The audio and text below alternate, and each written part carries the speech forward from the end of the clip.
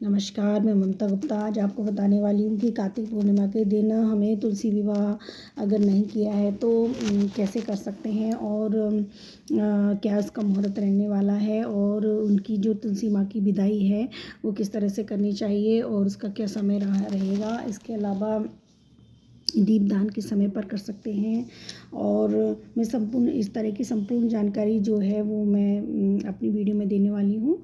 तो वीडियो शुरू करने से पहले मेरे चैनल को सब्सक्राइब कर दें, बेल आइकन प्रेस करें और लाइक करें। आपका लाइक मुझे बहुत मोटिवेट करता है। तो वीडियो शुरू करती हूँ कि कार्तिक पूर्णिमा के दिन जिन लोगों ने तुलसी विवाह नहीं किया है वो कार्तिक पूर्णिमा के दिन तुलसी विवाह कर सकते हैं। तुलसी विवाह एकादशी से शुरू होकर और पूर्णिमा तक मतलब शुक्ल पक्ष की जो एकादशी है उससे शुरू होकर देवउठनी एकादशी से शुरू होकर कार्तिक पूर्णिमा तक किसी भी दिन कर सकते हैं। जिन लोगों ने एकादशी द्वादशी पर विवाह कर लिया है वो कार्तिक पूर्णिमा के दिन विदाई कर सकते हैं और जिन लोगों ने नहीं किया है विवाह तो कार्तिक पूर्णिमा कल 15 नवंबर तक कर सकते हैं और इसके बाद तुलसी जी का विवाह नहीं होगा। 15 तारीख ही लास्ट है और उसके बाद में उसका विवाह नहीं होता है। अगर किसी को करना है तो 15 तारीख को ही तक ही मतलब कार्तिक पूर्णिमा तक ही कर सकते हैं। इसके बाद विवाह नहीं होगा। तो 15 तारीख को जिन लोगों ने विवाह नहीं किया है वो सुबह के मुहूर्त में विवाह कर सकते हैं और शाम को विदाई कर सकते हैं। लेकिन विवाह तो शाम के समय ही किया जाता है। अगर ऐसा है अगर शाम के समय करना चाहते हैं तो शाम के समय कर सकते हैं और मानसिक रूप से विदाई ज़रूर करें। विदाई संपूर्ण रूप से भी की जा सकती है, छोटे रूप में भी की जा सकती है, बड़े रूप में भी की जा सकती है। तो जैसे भी आप सामर्थ्यवान हैं उस तरह से कर सकते हैं। तो सबसे पहले कार्तिक पूर्णिमा के दिन जैसे पूजा वगैरह करें, दीपक वगैरह ज़रूर जलाएं क्योंकि जो दीपक होता है वो हमारे सब साक्षी होता है। जो हम पूजा अर्चना कर रहे होते हैं उसका साक्षी होता है दीपक। तो खोचा ज़रूर भरें जब विदा करते हैं तो खोचा ज़रूर भरें। तुलसी जी का विवाह है वो जब विदा करते हैं तो विदाई के लिए खोचा ज़रूर बनना चाहिए। खोचा बनने के लिए पूड़ी और खीर बनाई जाती है। इसके अलावा अगर आप पूड़ी खीर ज़रूर बनाएं पूर्णिमा के दिन और लड्डू अगर खीर नहीं बनाना चाहते हैं तो आप लड्डू से भी भर सकते हैं। खीर पूड़ी और लड्डू या बताशे इस तरह से भरा जाता है, इस तरह से भर सकते हैं। पूड़ी ज़रूर बनाएं, पूड़ी और खीर और लड्डू से ही खोचा भरा जाता है। तो भोग के लिए आप 5 या 7 पूड़ी ले सकते हैं, 5 लड्डू ले सकते हैं और 5 या 7 संख्या में ही मतलब ले और लड्डू ले लें और बताशे और खीर ये सब का भोग लगाया जाता है। ये तुलसी माँ को जरूर अर्पित करें। उसके बाद में जो खोचा भरा जाता है तो उसमें 5 या 7 लेडीज़ों को दिया जाता है। सुहागन स्त्रियाँ अगर वो ना हो तो आप लड़कियों को भी दे सकते हैं, कुंवारी कन्याओं को भी दे सकते हैं। 5 या 7 जगह 2-2 पूड़ी या 5-5 पूड़ी रख लेते हैं।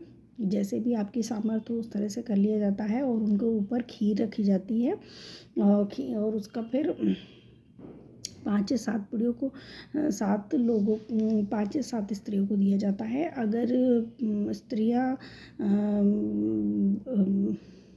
अवेलेबल नहीं है देने के लिए तो आप उस प्रसाद को घर के लोगों में भी बांट सकते हैं। इस तरह से किया जाता है। इसके अलावा जो तुलसी मैया है उसको श्रृंगार का जो सामान है वो अर्पित किया जाता है। तुलसी विवाह करने के लिए तो एक पाटा गोबर से थोड़ा सा लीप लें, गंगा जल मिला के और लीप कर उस पर चौक लगाएं, चौक लगा कर पाटा बिछाएं, पाटे पर आप तुलसी माँ को रख सकते हैं और साथ में शालिग्राम जी को रखें। तुलसी जी के गमले में ही शालिग्राम जी को स्थापित करके दोनों का टीका करके और गठबंधन किया जाता है। इसका पूरा भी देखो गठबंधन किया जाता है और उनको कलावा समर्पित करें और चुनरी उड़ाएं। उनको तुलसी माँ को जो आप चूड़ी भी समर्पित कर सकती हैं और बिंदी लगाएं उनको और हल्दी हल्दी, बिंदी, मेहंदी सब समर्पित करें और श्रृंगार का सामान चढ़ाया जाता है। इसके बाद में गठबंधन किया जाता है शालिग्राम जी के साथ में और फेरे लिए जाते हैं, फेरे करवाए जाते हैं और इस तरह से विवाह होता है उनका। और जो विदा में खोंचा भरा जाता है और मानसिक रूप से आप विदाई ज़रूर करें। इसके अलावा अगर आप विदा के बाद में कई लोग तुलसी जो है ब्राह्मणों को दे देते हैं, कई लोग नहीं देते हैं, तो जैसे भी है आप जैसा करना चाहते हैं वैसे कर सकते हैं। विवाह आप जब विदाई करें तो मानसिक रूप से विदाई ज़रूर करें। और उसके बाद जो श्रृंगार का सामान वगैरह है वो ब्राह्मणों को या मंदिर में चढ़ा सकते हैं या किसी ज़रूरतमंद को दे सकते हैं। इस प्रकार से तुलसी जी का किया जाता है। और इसके पश्चात इसके अलावा जो पूर्णिमा है वह पूर्णिमा भी है, तो इस दिन व्रत वगैरह रखा जाएगा। तो सत्यनारायण भगवान की पूजा अर्चना करते हैं कई लोग, तो दिन में ही पूजा अर्चना कर सकते हैं और खीर प्रसाद का भोग मतलब कथा वगैरह प्रारंभ कर सकते हैं। अगर कई लोग उठाना चाहते हैं सत्यनारायण जी की कथा तो कार्तिक पूर्णिमा से उठा सकते हैं। कोई संतोषी माता का व्रत उठाना चाहता है या शुक्रवार का व्रत उठाना चाहता है तो वो कार्तिक पूर्णिमा से उठा सकता है। इसके अलावा अगर कोई पुण्यों का व्रत उठाना चाहता है तो वो कार्तिक पूर्णिमा से उठा सकता है, कर सकते हैं। इसके अलावा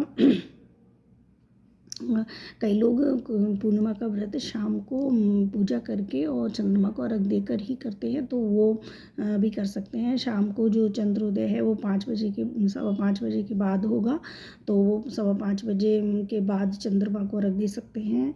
5 बजे से लेकर और 7:30 बजे तक का जो मुहूर्त है वो तुलसी विवाह के लिए है। अगर आप तुलसी विवाह कराना चाहते हैं तो कार्तिक पूर्णिमा के दिन 5:15 बजे से लेकर 7:30 बजे के बीच में विवाह करवा सकते हैं और उसके बाद में आप विदाई दे सकते हैं। और इसके अलावा दीपदान का, तो दीपदान भी इसमें इसी समय पर आप दीपदान भी कर सकते हैं, किया जाएगा, इसी समय पर दीपदान किया जाएगा। और इस तरह से आप ये सब कार्तिक पूर्णिमा के दिन कर सकते हैं। आपको मेरी अगर जानकारी अच्छी लगी हो तो प्लीज़ मेरे चैनल को सब्सक्राइब करें, बेल आइकन को प्रेस करें और लाइक ज़रूर करें। धन्यवाद।